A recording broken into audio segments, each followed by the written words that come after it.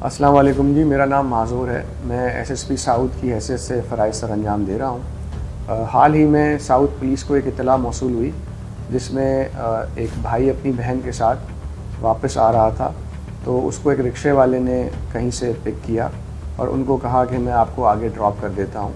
جب وہ آگے ڈراپ کرنے کے لیے گئے تو بھائی اتر کر کسی شاپ پر گیا کچھ خریدنے کے لیے، تو پیچھے سے رکشے والے نے ان کی بہن جس کی عمر تقریباً 5 سال تھی اس کو ساتھ لے کر وہاں سے فرار ہو گیا۔ جیسے ہی پولیس کو اس وقوعے کی اطلاع موصول ہوئی، ساؤتھ پولیس نے تکنیکی بنیاد پر CCTV کیمراز کی فوٹیجز حاصل کرتے ہوئے اس کا روٹ میپ بنایا اور پھر اس بچی کو بازیاب کرایا اور اس کے والدین کے حوالے کیا اور ملزم کے خلاف جو ہے وہ قانونی کارروائی شروع کر دی۔ میں اس ویڈیو کے توسط سے ان تمام پیرنٹس کو یہ التماس کرتا ہوں کہ وہ اپنے بچوں کی ہدایت کریں کہ وہ کسی بھی اجنبی شخص کے ساتھ کہیں بھی نہ جائیں۔